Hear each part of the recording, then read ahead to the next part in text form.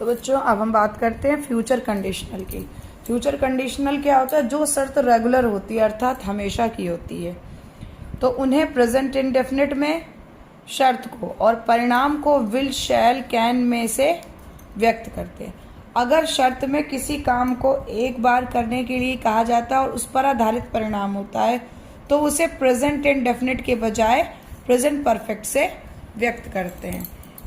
जैसे और कंडीशनल वाले वाक्यों में जो कंजक्शन होता है, कंडीशन वाले वाक्य में जो मतलब कंडीशन होती है शर्त वाले वाक्य में, if, only if, suppose that, on condition that, provided that, in case, after, when, whenever, wherever, so long as soon as, unless, until में से किसी भी एक कंजक्शन का प्रयोग होता है।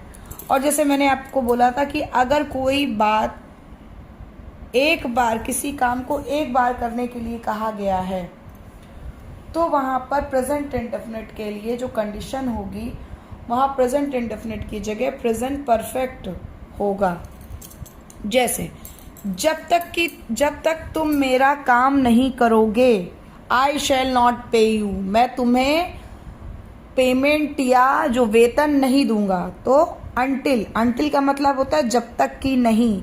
अंटिल खुद में एक निगेटिव है तो इसमें निगेटिव नहीं लगाएंगे। इस अंटिल जिस सेंटेंस में अटैच है, until you have got my work done, जब तक तुम मेरा काम नहीं करोगे, आई शैल नॉट पे यू। तो अंटिल नहीं करोगे के लिए अंटिल यूज हो गया। Until you have got my work, जब तक नहीं मतलब जब तक कि तुम मेरा काम नहीं करोगे, आई शैल नॉट पे यू, मैं तुम्हें वेतन नहीं दूंगा।